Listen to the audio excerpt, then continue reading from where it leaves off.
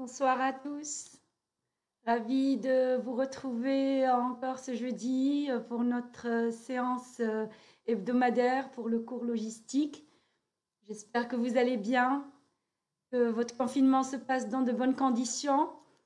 Je suis Loubna Oudreri et je suis ravie de vous retrouver ce soir. Ramadan Mubarak Saïd, Allah yadkhlu alaykum as-saha wa salama wa bash tminitu inshallah. On est à la séance 6 déjà. Et oui. Et bien justement, parmi les cours pour cette belle initiative citoyenne, l'IA Qraya Fdar. Alors, pour cette sixième séance qu'on va démarrer cette semaine-là, Inch'Allah, on a terminé avec l'ensemble des processus, c'est-à-dire on a fait un panorama de l'ensemble des processus de la chaîne logistique pour le cours logistique. On s'est familiarisé ensemble sur l'ensemble de ces processus, depuis la chaîne globale jusqu'à la chaîne logistique interne, quelle que soit la catégorie de l'entreprise. Maintenant, let's go pour rentrer dans le détail dans chaque processus de l'entreprise. On va commencer cette séance-là, Inch'Allah, avec les processus amont. On va le faire en 2 séances à 3 séances pour pouvoir le centrer. C'est le processus achat et ses interactions transverses dans la chaîne logistique interne de l'entreprise. Alors, sans plus attendre, on se lance dans ce monde qui s'appelle les achats. Et bien sûr, ce processus-là est traité encore plus en détail dans un cours sur Qraya Fdar par une de nos collègues et intervenantes.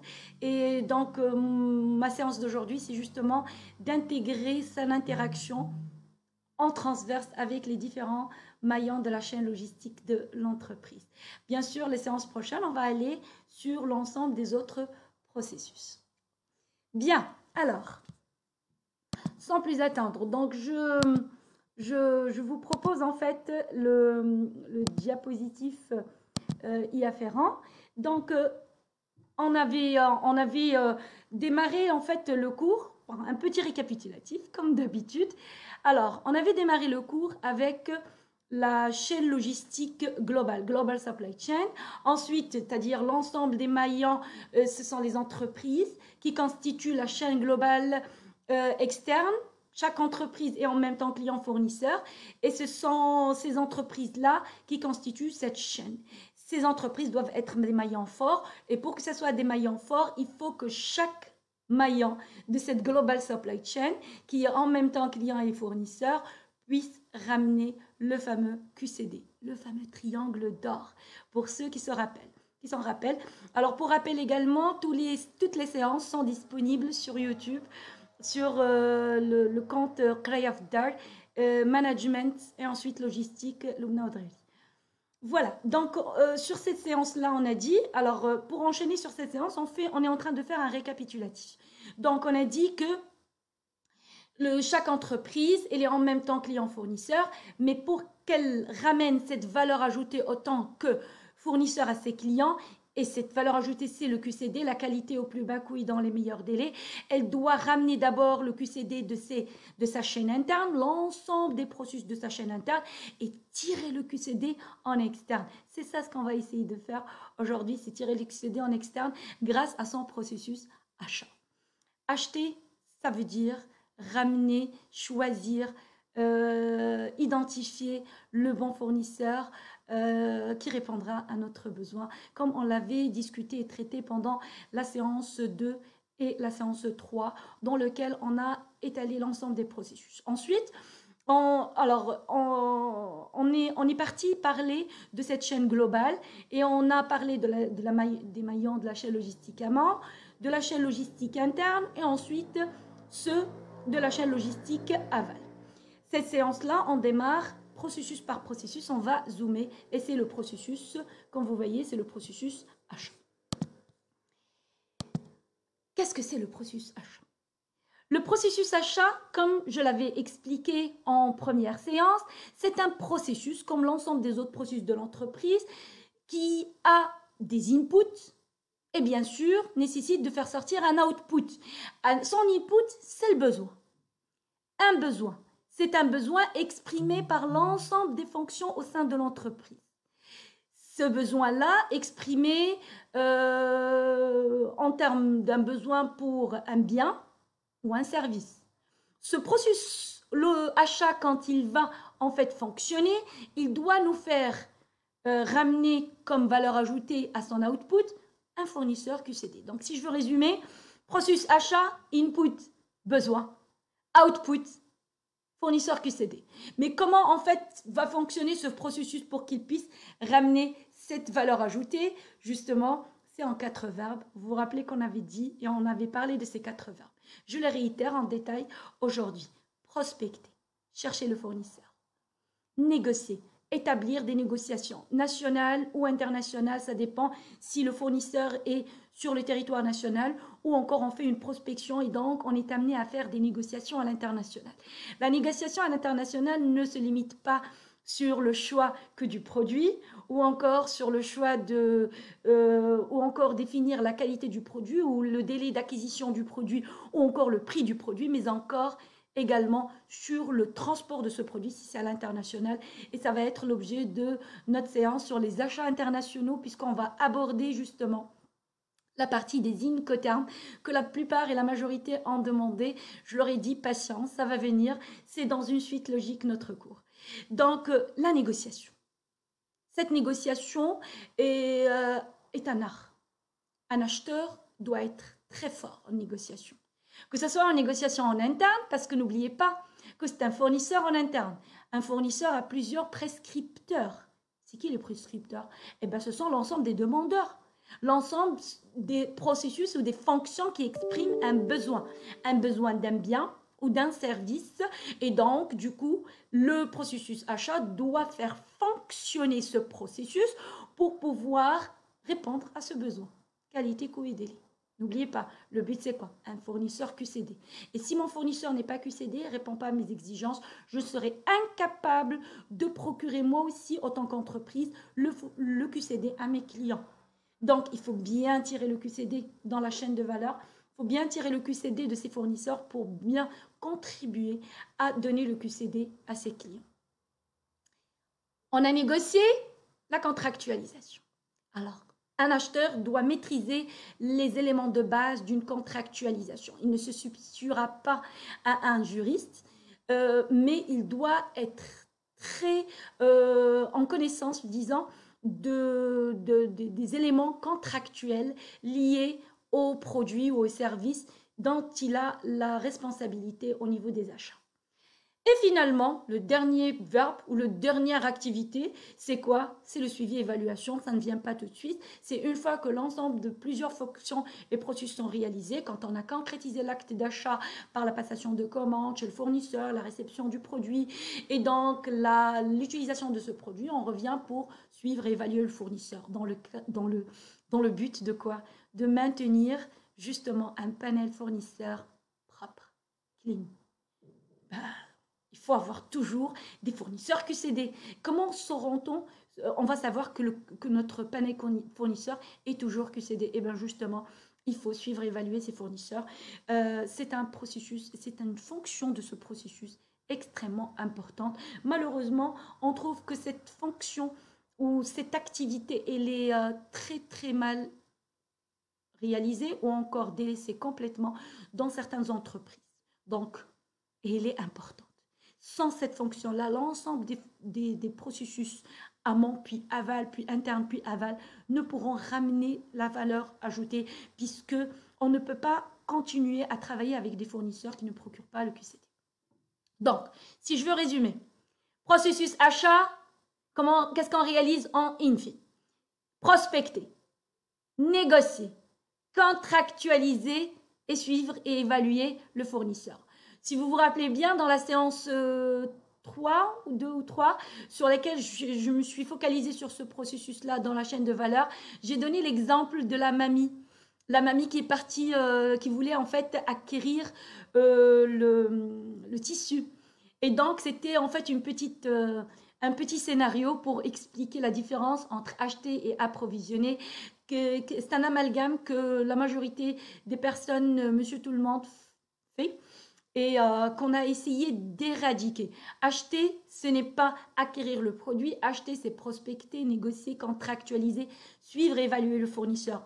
Mais entre contractualisation et suivi et évaluation des fournisseurs, le processus approvisionnement vient ici concrétiser l'acte d'achat par la passation de commande, soit chez le fournisseur, pour le cas de composants dont on a besoin, soit à l'atelier, dans le cas de composés dont on a besoin pour produire nos produits. Ça, c'est dans le cas industriel. Dans le cas de distribution ou de service, c'est une acquisition donc d'un produit qu'on va justement utiliser ou on va en fait stocker et distribuer dans le cas de la distribution. Bien, alors dans ce cas-là, c'est quoi notre objectif derrière ce processus? Notre objectif, pour contribuer à la performance de la chaîne logistique interne de l'entreprise, c'est baisser les coûts de revient, les coûts revient de la matière. Par exemple, pour la fabrication d'un produit, la matière première est très importante. Donc, les achats sont tenus à travailler sur le C du QCD. Donc, être en prospection active tout le temps à chercher le bon fournisseur qui nous ramène la qualité exigée. On ne touche pas à la qualité dans les délais exigés, mais surtout au plus bas coût, que le meilleur gagne. Également, on cherche à améliorer en permanence nos produits. Et donc, on cherche toujours à avoir des fournisseurs flexibles par rapport à l'innovation et à l'amélioration continue des produits au niveau de l'entreprise. Également, les acheteurs cherchent également à réduire les stocks. Pourquoi? Parce qu'ils contribuent indirectement à réduire les stocks. Parce que quand ils négocient correctement les lot size exigés par les fournisseurs par rapport aux quantités nécessaires dans l'entreprise pour ne pas être en surstock et surtout pas en rupture de stock, leur partie est extrêmement intéressante et importante. Donc, leur contribution est importante. Et également, bien sûr, la réduction des délais. Plus les délais négociés, les lead time avec les fournisseurs sont bien négociés, et notre prospection nous permet d'acquérir et de prospecter de nouveaux fournisseurs capables de nous donner des délais encore meilleurs par rapport à ceux qu'on a. Ça nous permet de réduire le délai de traitement global et donc notre taux de service pourra être encore meilleur pour nos clients. De même que ça nous réduira également le besoin de stocker. Et par rapport au stockage stratégique sur certaines références. Donc, les achats, c'est un maillon essentiel dans la performance de la chaîne logistique de l'entreprise. Comment? Alors, regardons un peu le cycle achat dans la catégorie industrie globale. On va rentrer un petit peu plus dans le détail.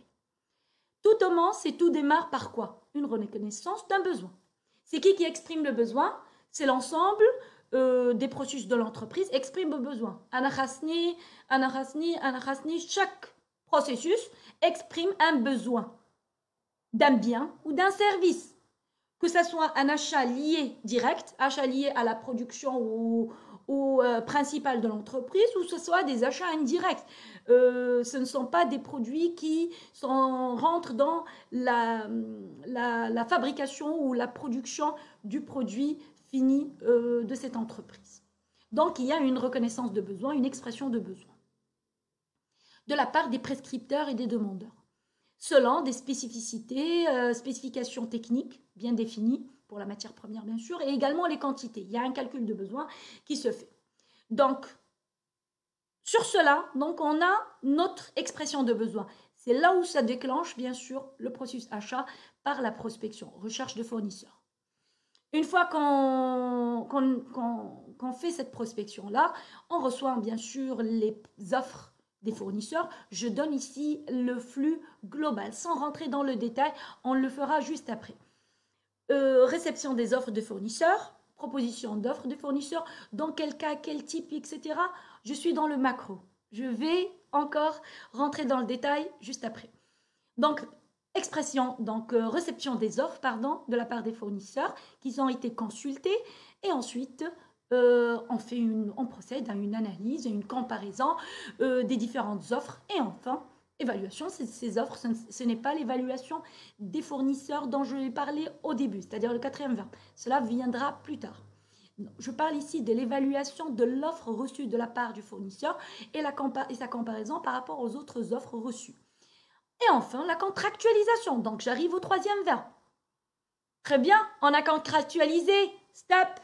Processus achat qui prend la main. Le processus suivant. Processus approvisionnement par lancement de la commande en concrétisant cet acte d'achat par le lancement de la commande y afférente. Et bien sûr, réception de cette commande de la part des fournisseurs. Cette réception de la commande, est-ce qu'elle a été reçue dans les temps, à la qualité exigée? Est-ce qu'il n'y a pas un autre fournisseur encore moins cher sur le marché? C'est l'évaluation de la performance des fournisseurs que réalise justement le processus achat. Si la réponse est oui, on tourne encore. Reconnaissance des besoins, on a déjà le fournisseur dans le panel, il va sortir, il va être consulté, et ainsi de suite. Non, le fournisseur ne répond plus à nos exigences, il est dans la zone rouge. On va en parler juste après. Alors, un fournisseur qui est dans la zone rouge, ça veut dire qu'il n'est plus dans la zone verte, ou encore, il est passé bien sûr par la zone orange, middle. Donc, ce qui fait que c'est un fournisseur, il va être expulsé de ce panel. Le panel fournisseur, c'est la base de données qui contient l'ensemble de nos fournisseurs qui ont été prospectés de façon active ou de façon passive de la part des différents pour les besoins prévisionnels de cette entreprise. Et donc, s'il est expulsé de ce panel fournisseur, on procédera encore à tourner la boucle achat, c'est-à-dire prospection, négociation, contractualisation, et ça tourne. Et c'est avec cela qu'on est sûr qu'on a un processus achat fiable, fort. Et c'est un maillon fort. Et si on n'a pas un processus achat fort, c'est comme si on est dans une forteresse qui n'a pas de muraille. Et donc, si on n'a pas une bonne muraille qui nous permet justement de protéger justement le fonctionnement de l'entreprise, on ne peut pas avoir un QCD pour nos clients. Parce que soit on ne va pas recevoir la matière dans les temps, soit on va recevoir un produit qui est de non-qualité et donc beaucoup de non-conformité. Et donc, ça impactera toute la chaîne de valeur et la chaîne logistique de l'entreprise. Ou encore, on peut avoir cela, mais malheureusement avec des coûts très élevés. Donc, dans ce cas-là, c'est-à-dire le fournisseur, on n'a pas bien prospecté et dans ce cas-là, on n'est pas tombé sur le fournisseur qui nous donne la qualité au plus bas coût et dans les meilleurs délais. Dans ce cas-là, on ne peut pas produire le fameux QCD pour le client ou on ne contribue pas à la bonne réalisation du QCD à ce client. Alors, comment peut-on réaliser cela? Alors, moi, ça m'intéresse sur cette séance, sur ce cours, de parler des interactions transverses. Parce que c'est ce qui est en fait le plus important et on rentrera encore en détail. Il faut savoir que les achats sont toujours liés à tous les autres processus.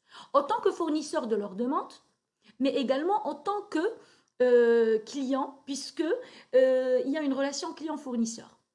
Il a besoin en fait des retours de la part de ces processus demandeurs sur le produit qui a été acquis. N'oubliez pas que je parle processus, je ne parle pas organisation. Autrement dit, le processus achat, ce n'est pas obligatoirement une organisation dans l'entreprise. Ce n'est pas parce que je suis une petite entreprise et j'ai entendu dans un cours qu'il y a le processus achat que je dois avoir une organisation achat. Le processus achat existe partout, même chez Hussein, même chez nous à la maison. Partout, le processus achat, on l'a. Mais on n'a pas forcément une organisation achat si on n'en a pas besoin. Rappelez-vous, le processus, c'est un ensemble d'activités. Dans le cas des achats, prospecter, négocier, contractualiser et évaluer. Transformant des inputs. Dans le cas des achats, c'est le besoin en output. Et dans le cas des achats, c'est un fournisseur QCD. Et si ce fournisseur-là n'est pas QCD, il impactera le fonctionnement de tous les autres processus et en priorité celui de l'approvisionnement.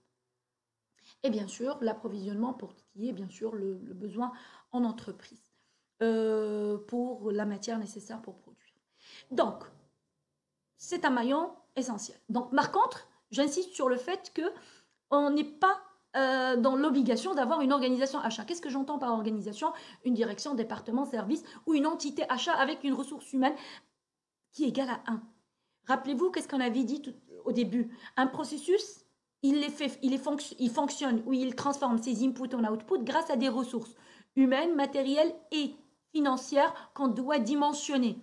Le nombre de ressources humaines qui vont être affectées à ce processus ne sont pas obligatoirement égales au minimum 1. Non, ça peut être 0, comment ça 0, donc ça peut être une personne qui pilote plusieurs processus dans cette entreprise, parmi lesquels le processus achat.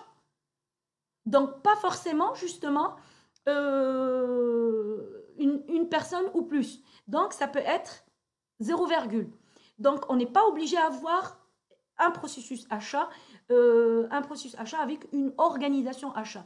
De même, il y en a certaines entreprises qui ont choisi de réaliser leur processus achat décentralisé. Ça veut dire que chaque processus s'occupe de réaliser la fonction achat pour son besoin.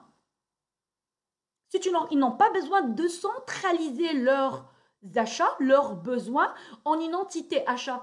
Pour la simple raison, ce sont des achats qui représentent comment dirais-je, qui représentent en fait des achats pour des produits ou des services ne sont pas en commun, dont le degré en commun est faible par rapport à d'autres entreprises qui ont un degré en commun sur les produits qui sont forts, et dans ce cas-là, le degré de centralisation serait beaucoup plus fort. On abordera ça sur la séance 2 et la séance 3 au niveau des achats. Mais d'abord, concentrons-nous sur ce slide. Situation des achats dans une entreprise et son interaction transverse avec l'ensemble des processus. J'ai en face de moi le processus achat, purchasing, en anglais. Il est en interaction transverse avec le demandeur, user, avec les stocks, inventory, avec la réception, au niveau justement, au niveau de la réception des commandes. Également, il est en interaction avec la compte à fournisseur et bien sûr le fournisseur. Donc, il y a en fait il y a un flowchart, un logigramme de fonctionnement qui prend naissance depuis le demandeur. Donc, le demandeur déclenche le besoin. Ce besoin, il est calculé selon, bien sûr, les spécifications techniques et bien sûr selon le prévisionnel. Et avec consultation, bien sûr, des stocks. Il déclenche un besoin de commande. Cette commande, quand elle est alors c'est besoin d'achat. C'est l'achat, qu'est-ce qu'il va réaliser maintenant? La prospection. Donc, une prospection achat permettrait de trouver le fournisseur qui répond à ce besoin et bien sûr, négociation, contractualisation. Suivi bien sûr de le processus approvisionnement qui passera justement la commande liée à cet achat-là, à ce besoin-là, auprès du fournisseur qui a été contractualisé, auprès duquel on a contractualisé. Réception de ce besoin, après bien sûr le transport international. Une fois réceptionné, il sera contrôlé. Il y aura un contrôle qualitatif, quantitatif, administratif, ça dépend des procédures de l'entreprise. Et ensuite, on procédera justement à l'utilisation de ce produit. En parallèle, la compta fournisseur procédera au paiement de la facture relative à ce fournisseur et pendant tout ce temps-là, le fournisseur doit être en contact avec le processus achat, justement puisque c'est avec lui qu'il a été choisi, mais également avec lui avec lequel il va être évalué pour pouvoir maintenir la collaboration ou pas. Puisque au niveau de l'évaluation, on se retrouve avec 3 niveaux. Niveau vert, c'est ce qu'on appelle le scoring. C'est-à-dire on va scoriser les fournisseurs, soit au niveau vert, c'est-à-dire ils sont au vert, c'est-à-dire ils répondent à nos exigences selon ce qu'on a commandé chez eux, à la qualité qu'on a reçue, qui répond à nos besoins, dans les délais et par rapport au coût et au prix. Si ce n'est pas le cas, ou les indicateurs de performance et de suivi de ces fournisseurs sur une période X qui est définie par ce processus indiquent qu'il y a défaillance sur l'un ou plusieurs, qualité, délai, coût, etc. Alors, dans ce cas-là, le fournisseur, son scoring sera inférieur à la zone verte. Et donc, il tombera dans la zone orange. Qui dit zone orange, ça veut dire qu'on va tirer l'oreille à ce fournisseur. On va lui demander de présenter des plans d'action de démontrer qu'il est capable de remédier à la situation. Dans certains cas, on peut même mettre des murs qualité pour pousser le fournisseur à prendre ses dispositions pour identifier le dysfonctionnement et éviter que ça ne se reproduise en dressant un plan d'action qui émane d'une analyse, qui émane d'un bon diagnostic suite au dysfonctionnement qui a été identifié. Une fois que cette action-là a été menée, le fournisseur en zone orange ne peut retrouver sa zone verte que lorsque ces indicateurs reviennent au vert. C'est-à-dire que sur la période suivante, il n'y a plus de retard de livraison, ni encore des non-conformités liées à la qualité. Sur la partie prix, ça dépendra en fait du type d'achat qu'on réalise. Est-ce qu'on procède à un achat simple par des simples consultations ou c'est un appel d'offres qui est contractuel ou c'est un contrat à long terme. Une fois que ce fournisseur a répondu à ce besoin, ça veut dire que ces indicateurs sont au vert, ils passent au vert. Sinon, si ça ne répond pas à ces exigences-là, malheureusement, ce fournisseur tombera dans la zone rouge. Qui dit zone rouge, ça veut dire qu'il est immédiatement expulsé du panel et forcément, le processus achat, il doit être rebouclé et dans l'urgence. Pour pouvoir remplacer en fait ce fournisseur dans le moyen et le court terme. Il ne faut pas oublier qu'on ne procède pas justement à une réactivité au niveau du processus achat, mais plutôt à une proactivité, c'est-à-dire que cela doit se faire avant même qu'il y ait situation d'urgence au sein de l'entreprise. Alors, il était important de ma part, comme je le faisais quand je fais en cours, mais pas en ligne, mais en cours en séance, que ce soit pour l'entreprise ou encore en école, en business school, je fais mon schéma explicatif en fait sur le tableau. Alors, je voulais le partager avec vous. Justement, on y a une schématisation très simple et que j'aimerais bien en fait qu'elle puisse atteindre monsieur tout le monde. C'est une explication qui nous donne le processus de fonctionnement d'un processus de l'achat, du processus achat, le fonctionnement du processus achat d'une façon schématisée et simpliste. Le but, c'est quoi? C'est de vulgariser et simplifier cette notion du fonctionnement relatif à ce processus. Vous remarquez dans mon schéma qu'il y ait en fait un rang ici, en fait, un rang tournant sur la partie gauche. Sur cette partie gauche, on voit les différents prescripteurs. J'ai mis quelques processus, notamment les RH, production, système d'information, marketing, logistique, finance, et ainsi de suite, etc. Tout cela, ce sont qui en fait? Ce sont les différents processus demandeurs, prescripteurs exprimant un besoin. Ils expriment un besoin d'un bien ou d'un service qu'ils souhaiteraient acquérir. Ce besoin-là, forcément, donc, il va tourner dans le processus achat. Alors, comme j'ai dit tout à l'heure, il y a l'achat, bien sûr, qui peut être centralisé. Ça veut dire que chaque processus enlèvera sa casquette opérationnelle sur ce processus et appliquera sa propre casquette achat, c'est-à-dire il fait l'achat pour son propre processus. C'est dans le cas de décentralisation de certaines activités achats dans certaines entreprises. Ou encore, c'est centralisé dans une organisation achat et donc tout passe par cette organisation achat. Peu importe, le fonctionnement est le même que je suis en train de vous présenter. Il y a une expression de besoin. Et donc, dans ce cas-là, cette expression de besoin, elle permettra une analyse. Une analyse de ce besoin. Pourquoi? Il faut identifier est-ce que c'est un achat simple ou un achat stratégique. Un achat simple ou un achat stratégique, j'essaie toujours de les définir de façon très simple. Un achat stratégique, c'est un achat qu'on n'a pas le droit à l'erreur dans le choix du fournisseur. C'est-à-dire, si on choisit ce fournisseur, il peut avoir un impact sur le fonctionnement, direct sur le fonctionnement de notre entreprise. Donc, c'est un achat stratégique pour lequel on va investir en ressources humaines, matérielles et bien sûr budget financier pour pouvoir trouver ce fameux fournisseur QCD. Alors qu'un achat simple, c'est un achat ne nécessitant pas de définir en fait tout un budget et ne nécessitant pas un temps important pour pouvoir trouver le bon fournisseur QCD.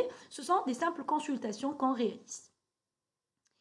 Dans le cas d'un achat simple, bien sûr, ou un achat stratégique, il faut d'abord avoir un panel. Il faut constituer au préalable un panel, et c'est ce que j'avais dit tout à l'heure. On ne va pas attendre qu'il y ait un besoin qui est exprimé, que c'est là où on commence à prospecter. Malheureusement, c'est ce qu'on voit dans certaines entreprises. Eh bien non, il ne faut pas justement attendre qu'il y ait en fait un besoin pour pouvoir justement commencer à la hâte, parce que parfois le besoin est immédiat. Donc la prospection, la négociation et encore la contractualisation se fera à la va-vite et il ne sera pas correctement réalisé. Donc le panel fournisseur doit être fort, doit être bien réalisé et ça doit être fait en proactivité. Autrement dit, vous allez me dire, mais comment on va constituer un panel? Un panel se fait selon un prévisionnel. C'est-à-dire qu'un fournisseur doit constituer son panel. C'est sa base de données. C'est comme si je vous dis, en fait, la base de données client chez le commercial, donc pour le processus commercial. Là, c'est la base de données pour les achats qui contient les fournisseurs par catégorie, par famille de produits, par service. Et donc, il y aura une segmentation. Ce panel-là, fournisseur, c'est une base de données qui doit être mise à jour de façon permanente.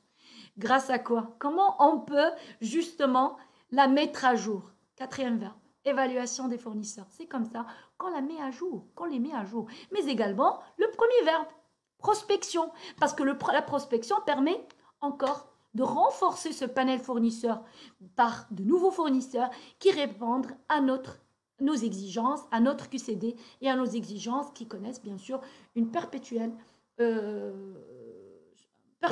changement, modification ou encore exigence qui change tous les jours. Alors, ce panel fournisseur, par le verbe prospecter, du processus achat, il va être constitué. Mais prospecter, il y aura deux types de prospection. Soit la prospection étant active, soit la prospection est passive. Une prospection active, ça veut dire que ce sont les fournisseurs, ce sont l'acheteur plutôt, ou le processus achat qui réalise une prospection active pour constituer son panel.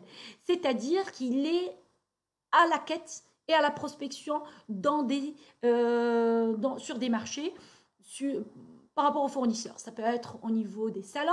Donc, quand on voit en fait des acheteurs ou des fonctions qui vont en fait consulter des salons spécialisés dans lequel on trouve un amas de spécialistes fournisseurs d'un domaine, et bien justement c'est pour une prospection de nouveautés, de nouveaux fournisseurs pour constituer son panel. De même, si on fait appel à des cabinets spécialisés ou des entreprises spécialisées dans cette prospection-là, ou encore lorsqu'on rentre sur des sites spécialisés sur Internet, notamment des sites connus à l'international, pour la réalisation justement de ces prospections. Généralement, un acheteur a toujours un compte sur ces sites-là pour être toujours à l'assaut de nouveaux fournisseurs proposant des solutions ou des produits répondant à ces exigences.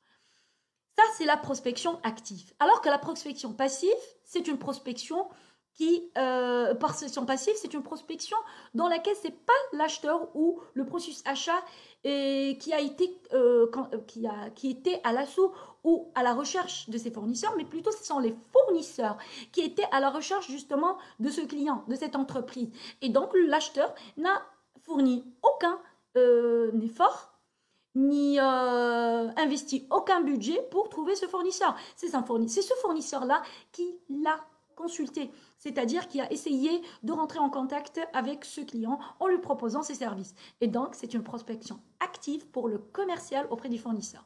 Donc, c'est la prospection active pour l'un, ça devient passif pour l'autre. Et vice-versa, si c'est actif pour l'acheteur, forcément, ça va être passif pour le commercial parce que le commercial m'a dit allô. J'ai un le client qui est ou donc c'est lui qui l'a trouvé et non pas le commercial qui a prospecté et donc réalisé justement et investi pour trouver ce client. Alors, une fois constitué ce panel-là, on va le consulter lorsqu'il y a une expression de besoin. Alors, au niveau de ce panel-là, on est amené à réaliser. Alors, comment c'est réalisé en fait justement le panel? J'ai oublié de parler de ça justement. Le panel fournisseur, pour pouvoir le constituer, on devrait en fait mettre en place une demande une fiche ou une fiche de renseignement. C'est un formulaire, fiche de renseignement qu'on soumet au fournisseur à remplir. C'est ce qu'on appelle une RFI, Request for Information. Le RFI, justement, c'est ce document-là permet au fournisseur de remplir toutes les informations dont le client, dont l'entreprise en a besoin pour pouvoir le référencer dans son panel. Et ainsi, le panel, il est mieux garni en termes d'informations, ce qui lui permettrait bien sûr de le consulter à tout moment lorsqu'on a un besoin de consultation. Une fois consulté, s'il s'agit d'un achat simple, on consulte notre panel. C'est l'exemple. Donc, je donne toujours des exemples dans la vie de tous les jours. Nous aussi, sur nos téléphones, on a en fait un répertoire téléphonique dans lequel on retrouvera plusieurs fournisseurs. Ce sont des fournisseurs qui ont atterri dans notre répertoire. Comment? Eh bien, par bouche à oreille. Un fournisseur qui m'a... Pourtant, je n'ai pas le besoin. Bah, comme ici, il n'y avait pas le besoin, il y a un fournisseur qui l'a contacté et donc on va écouter ce fournisseur. Il se peut que ce fournisseur-là, ça prend 5 minutes notre réunion, il se peut que ça prend 2 heures et je suis tombée sur la perle rare. Et donc, je vais référencer ce fournisseur parce qu'il répond exactement à mes exigences et pourtant, je n'ai investi aucun sou pour pouvoir le trouver, ce fournisseur. C'est lui qui a prospecté pour me retrouver. Et donc, il ne faut pas faire l'erreur justement de ne pas en fait donner retour aux fournisseurs. Malheureusement, on trouve beaucoup d'acheteurs qui ne donnent pas suite à des demandes fournisseurs. On comprend bien sûr que leur panel fournisseur est bien garni, il n'y a pas de problème, mais un bon acheteur, c'est celui qui est toujours en prospection. Ben, si la prospection, imaginez qu'elle est passive dans ce cas-là, c'est-à-dire que c'est le fournisseur qui cherche à le contacter. Et donc, donnez réunion à ces fournisseurs-là. Donnez en fait possibilité à ce fournisseur de s'exprimer à travers un email ou encore une fiche de présentation qui peut vous transmettre. Il se peut que c'est le bon fournisseur qui pourra vous répondre à votre besoin, qualité, coût et délai, ou qui peut répondre spécifiquement à une spécificité prochaine, future, qui n'est pas exprimée aujourd'hui.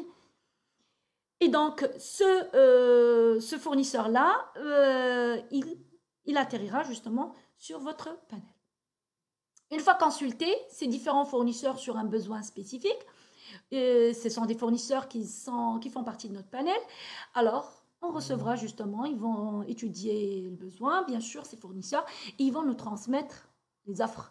Donc, client transmet les demandes de cotation, ce sont l'expression de notre besoin simple, et donc nous recevrons de la part de ces fournisseurs des offres. Donc moi, client, je reçois les offres de tous les fournisseurs qui ont été consultés pour ce besoin. Forcément, comme on a dit tout à l'heure, analyse et étude de ces offres, et finalement, choix du fournisseur qui répond à nos exigences qualité, coût et délai. Et donc, j'aurai réalisé les 3 verbes du processus achat, à savoir prospection, en proactivité, négociation, c'est au niveau de l'analyse et de l'étude, parce qu'il y aura bien sûr négociation avec ce fournisseur, plusieurs va-et-vient pour permettre de contractualiser finalement par le choix du fournisseur qui répond à nos exigences qualité, coût et délai. Maintenant, et si ce fournisseur-là qu'on cherche n'est pas pour un achat simple, c'est pour un achat stratégique, et je n'ai pas le droit à l'erreur. N'oubliez pas ici que je parle de l'entreprise dans le domaine privé, c'est-à-dire je ne parle pas dans le domaine étatique, c'est-à-dire une entreprise qui cherche de la performance. Quoique, puisque dans le domaine étatique, on est amené à faire un achat stratégique, quel qu'il soit le besoin, par besoin de transparence. Alors, supposons que mon besoin est stratégique, je n'ai pas le droit à l'erreur dans le choix du fournisseur. Alors, dans ce cas-là, je dois être amené à réaliser ce qu'on appelle un appel d'offres. Un appel d'offres, Request for Quotation Standards. Un appel d'offres, ça veut dire quoi? Eh bien justement, ce sont les XAIS. On va faire passer plusieurs fournisseurs qu'on connaît ou qu'on ne connaît pas, on va voir cela, parce qu'il se peut qu'il s'agisse de fournisseurs de notre panel ou d'autres qu'on ne connaît pas. dans le cadre d'un type d'un appel d'offres, on va les voir après, plus tard. Et donc, on va les faire passer dans des phases éliminatoires. Ces phases éliminatoires sont définies par l'entreprise selon des procédures qui répondent à ces exigences. Alors, parlons justement comment réaliser cet appel d'offres-là et comment cet appel d'offres peut être efficient pour répondre à ce besoin stratégique à l'entreprise et quelles sont les défaillances qu'il faut éviter, les erreurs justement qu'il faut éviter pour réaliser un bon appel d'offres simple, autant qu'entreprise, une petite TPE, PME, ou encore une entreprise tout court qui cherche à réaliser la performance et ramener le QCD en interne. Et bien, ça justement, c'est ce qu'on va voir la séance prochaine, pour la séance 7, pour la suite du processus achat. Au plaisir de vous retrouver justement jeudi prochain, Inch'Allah, à 16h de l'après-midi, qui est l'horaire, Inch'Allah, Ramadan. Merci à tous et bonne soirée. Et n'oubliez pas, je suis pour vous et à vous là de suite pour répondre à vos questions et avec grand plaisir. Merci et bonne soirée.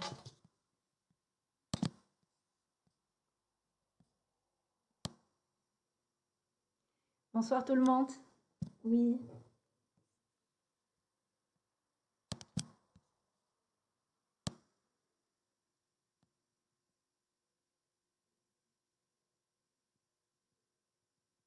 Alors, bonjour Monsieur Hicham. J'ai la numérotation des objectifs sur votre diapo. Est-ce que c'est par leur degré d'importance ou c'est juste comme ça? Non, c'est une énumération. C'est une énumération, c'est Hicham. Il ne s'agit du tout, il ne s'agit